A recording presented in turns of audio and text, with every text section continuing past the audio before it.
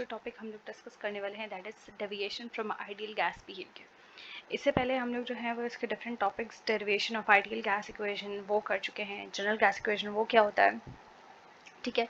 फिर हम लोग जो हैं वो काइनेटिक मॉलिक्यूलर थ्योरी के पोस्टुलेट्स कर चुके हैं। मतलब ये कि इस टॉपिक से पहले जितने भी टॉपिक्स हैं वो हम सब डिस्कस कर चुके हैं। तो अब हम आ रहे हैं towards the deviation from the ideal gas behaviour. तो हम इसको देखते हैं कि what basically is this a gas which obeys the general gas equation. ये हमने कल डिराइव की थी, ठीक है। वो इक्वेशन, वो गैस जो कि जनरल गैस इक्वेशन को that is P V is equal to N R T और बाकी तमाम गैस लॉज यानी Charles law, Boyle's law and Avogadro's law को फॉलो करती है, उसे हम क्या कहेंगे? उसे हम आइडियल गैस कहेंगे। देखिए सिंपल क्या है कि गैस लॉज को ओबे करने का क्या मतलब है कि अगर हम उसके ऊपर प्रेशर इंक्रीज करेंगे, ठीक है, तो उसकी वॉल्यूम डिक्रीज कर जाएगी, यानी बॉयल्स लॉज के ऊपर ओबे हो, ठीक है। सेकंड चीज ये कि अगर हम उसका टेम्परेचर इंक्रीज करेंगे तो उसकी वॉल्यूम इंक्रीज कर जाएगी according to the Charles law. ये गैस फॉलो कर रही हो। फिर थर्ड इंपॉर्टेंट पॉइंट ये है कि जितने ज़्यादा नंबर ऑफ मोल्स एक गैस के अंदर होंगे उतने ही ज़्यादा उसकी वॉल्यूम होगी, ठीक है। तो दैट इज एवोगाड्रोस लॉ। तो ये तमाम के तमाम लॉज जो हैं वो अगर एक गैस फॉलो करती है तो हम इसको एक आइडियल गैस कहते हैं।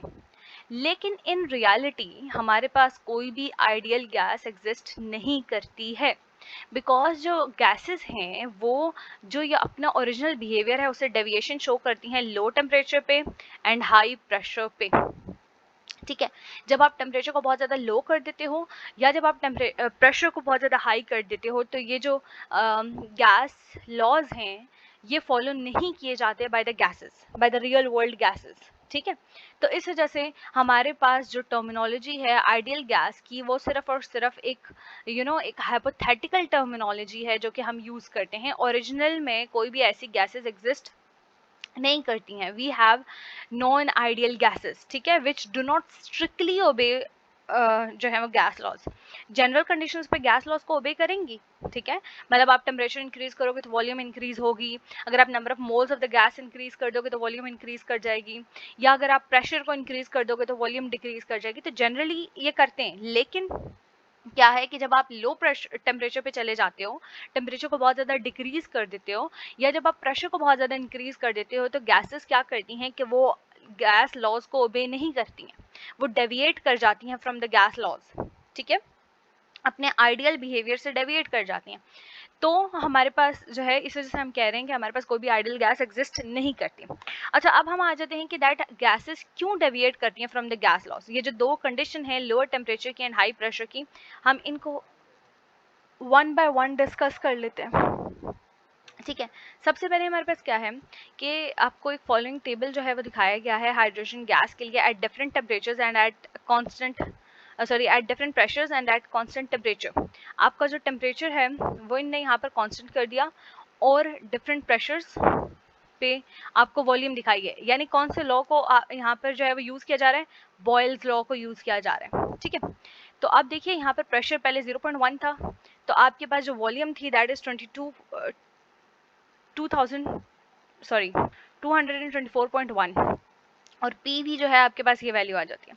लेकिन जब आप प्रेशर इंक्रीज कर रहे हो, ठीक है, तो आपके पास वॉल्यूम कम हो रही है और अब आप देख रहे हो आप पी वी जो है वो कांस्टेंट नहीं रह रहा, बल्कि पी वी जो है वो डेविएट कर रहा है।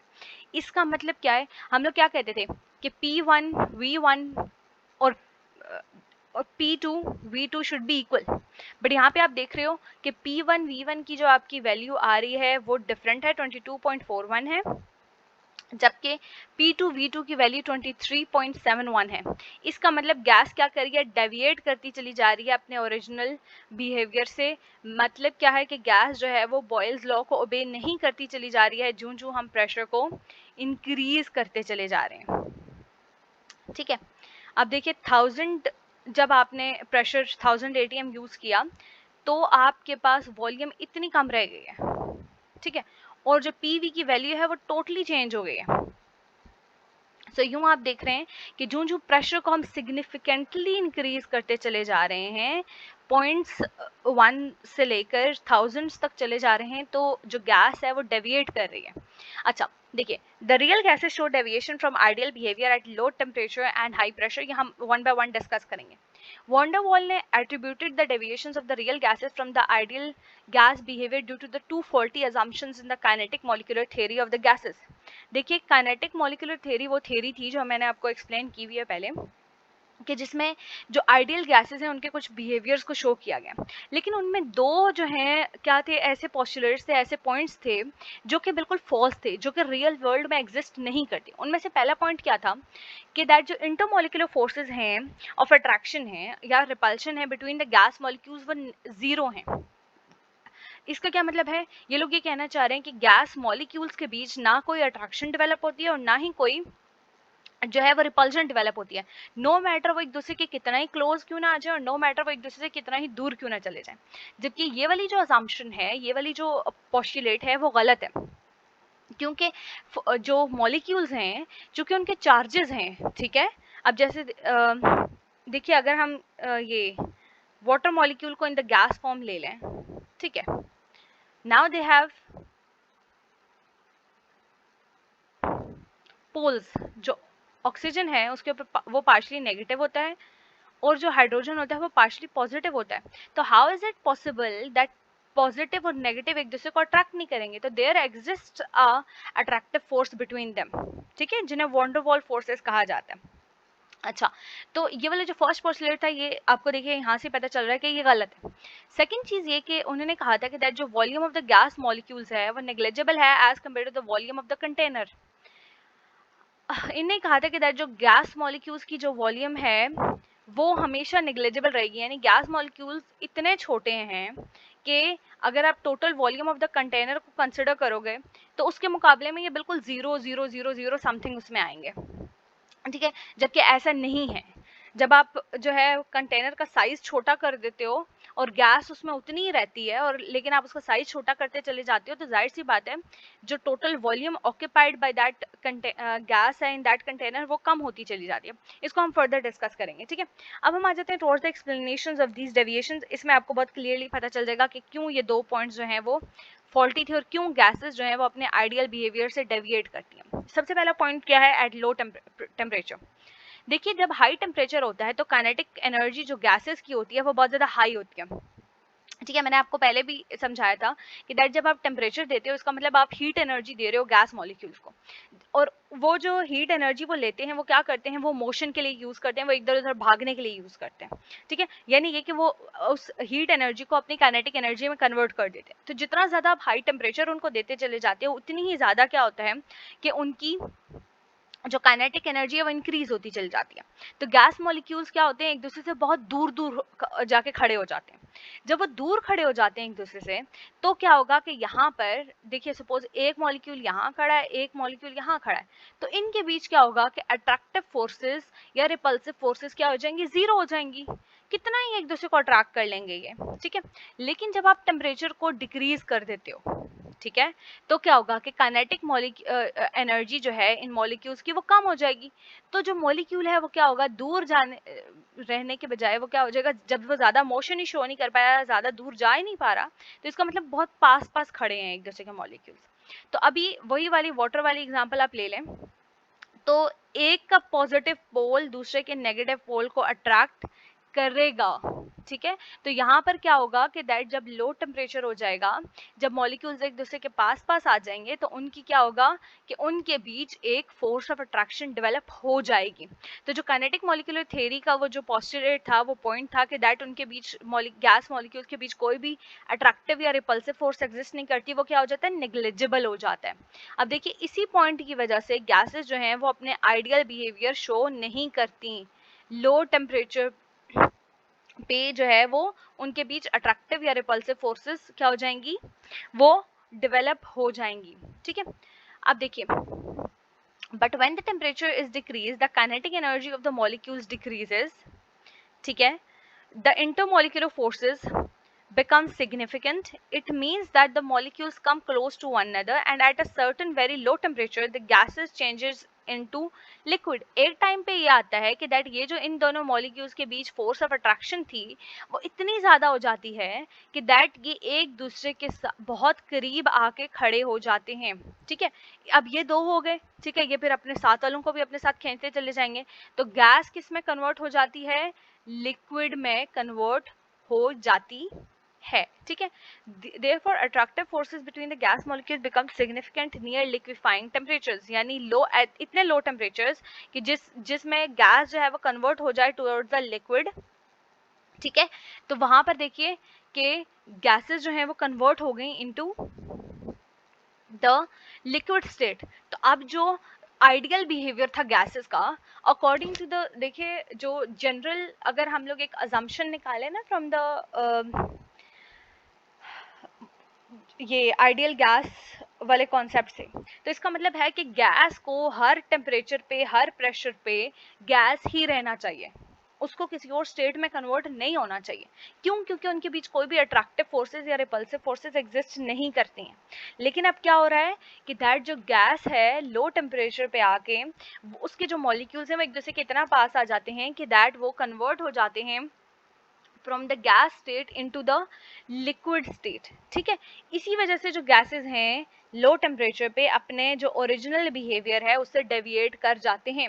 फॉर एग्जांपल देखिए सल्फर डाइऑक्साइड जो गैस है जब -10 डिग्री सेल्सियस टेम्परेचर आ जाता है तो वो क्या हो जाता है, वो कन्वर्ट हो जाता है इनटू द लिक्विड स्टेट, ये वाली गैस। ठीक है, तो इसका मतलब क्या होगा कि -9 डिग्री सेल्सियस पे या -8 डिग्री सेल्सियस पे इसके अंदर जो अट्रैक्टिव फोर्सेस होंगी वो क्या होंगी, मैक्सिमम होंगी।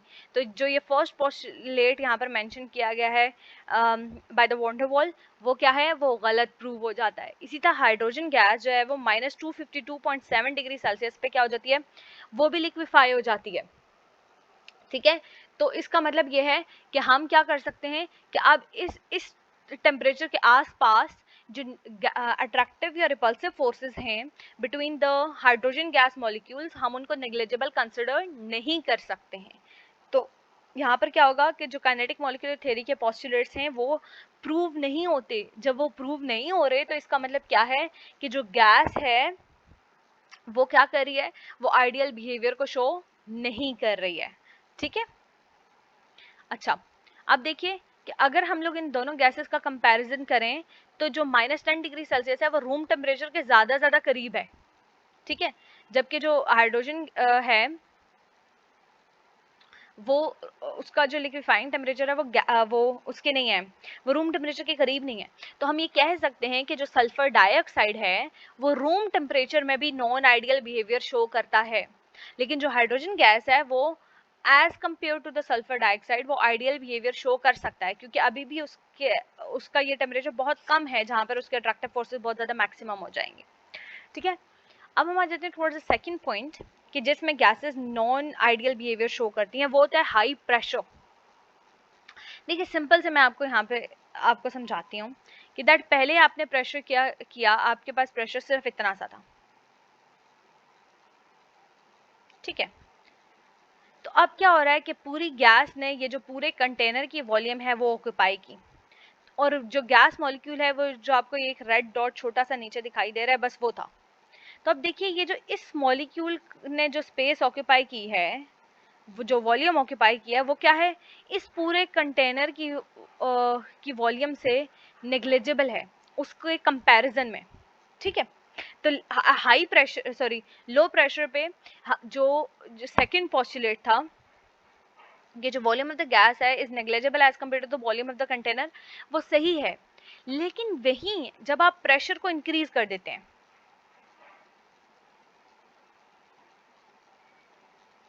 ठीक है,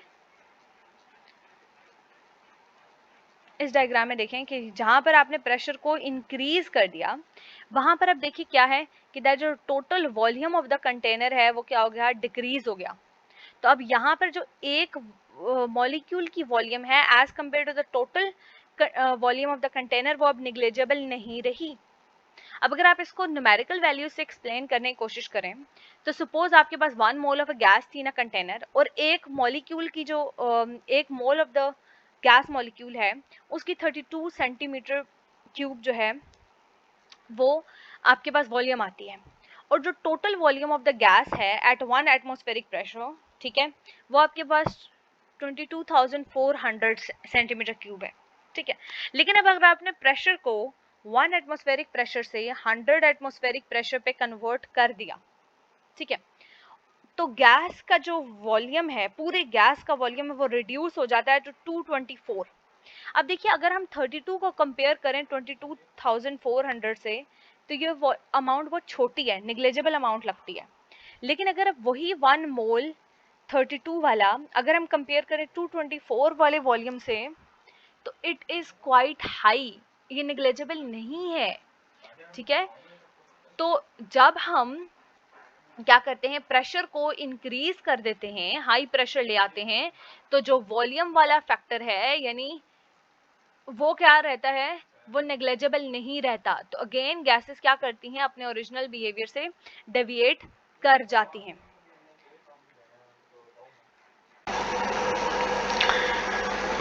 ओके तो अब हम आ जाते हैं towards the graphical representation of this deviation, ठीक है। अब इसमें हमारे पास क्या है कि हम लोग ले लेते हैं जो हमारे पास आइडियल गैस इक्वेशन थी, जिसको जनरल गैस इक्वेशन भी कहा जाता है, वो अलोंग द वाई एक्सिस लिया जाएगा, और जो प्रेशर है वो अलोंग द एक्स एक्सिस लिया जाएगा। इसका क्या मतलब है कि हम यहाँ पर अभी प्रेशर को चेंज कर करके देखेंगे कि दैट जो आइडियल गैस इक्वेशन है उसके अंदर क्या जो है वो मतलब जो आइडियल बिहेवियर है गैसेस का, उसके अंदर क्या चेंजेस आते हैं। तो देखिए फॉर एन आइडियल गैस हमारे पास ये जो आपको ग्रीन लाइन दिखाई दे रही है, फॉर एन आइडियल गैस जो PV ओवर RT की वैल्यू है वो 1.0 ही रहती है फॉर ऑल द प्रेशर्स, ठीक है। आप प्रेशर जितना भी इंक्रीज कर लें या जितना भी डिक्रीज कर लें, अल्हम्दुलिल्लाह। बट जो है आप देख रहे हैं कि दैट कोई भी इक्वेशन कोई भी जो ओरिजिनल गैस आपको दिखाई दे रही है, चाहे वो हाइड्रोजन गैस है, चाहे वो नाइट्रोजन है, चाहे अमोनिया है, चाहे मीथेन है, चाहे इथेन है, वो कोई भी जो है वो आइडियली उस एक स्ट्रेट लाइन पे जो है वो हमें ग्राफ नहीं दे रहे, बल्कि क्या हो रहे हैं कि डिफरेंट तरह की डेविएशन शो करें फ्रॉम द आइडियल बिहेवियर। ये असल में क्यों होता है, ये असल में इस वजह से है कि दैट जो आप प्रेशर को इंक्रीज कर देते हो, जो मॉलिक्यूल्स हैं वो एक दूसरे के बहुत क्लोज आ जाते हैं, ठीक है। उनकी जो इंटरमॉलिक्यूलर फोर्सेस हैं वो बहुत ज़्यादा सिग्निफिकेंट होती चली जाती हैं, और जो वॉल्यूम ऑफ द गैस है वो श्रिंक करना शुरू हो जाता है, ठीक है। तो जब आपने प्रेशर इंक्रीज हो जाता है और वॉल्यूम बहुत ज़्यादा सिग्निफिकेंटली डिक्रीज हो जाती है, ठीक है, तो क्या होता है कि हमारे पास जो वैल्यू है एट डिफरेंट प्रेशर्स वो 1.0 नहीं आती, उससे डेविएट कर जाती है, ठीक है। तो ये जो हमारे पास है कि गैसेस जो हैं वो एक स्ट्रेट लाइन शो नहीं करती, ठीक है। तो हमारे पास गैसेस जो हैं वो अपने डेविएशन शो करेंगे from the ideal gas behaviour, और यही जो डेविएशन है from their original ideal behaviour वो यहाँ पर इस ग्राफ में शो की गई है। अच्छा, ये जो PV ओवर RT है ये कंप्रेसिबिलिटी फैक्टर के नाम से भी जाना जाता है। आइडियल गैसेस के लिए इसकी वैल्यू जो है वो 1 होनी चाहिए, लेकिन जो रियल गैसेस है, रियल वर्ल्ड गैसेस हैं, उनके लिए कभी भी इसकी वैल्यू 1 नहीं होती, ठीक है, 1 के इक्वल नहीं होती है। ओके, होप सो आपको ये क्लियर हो चुका होगा। आप कोशिश कीजिएगा आपको ये जो इनमें से एटलीस्ट 2-3 जो हैं गैसेस, उनके लाजमी ये बिहेवियर्स और एक ग्राफ जो हैं वो शो हुए हुए हों और आपको बहुत अच्छे तरीके से याद हों।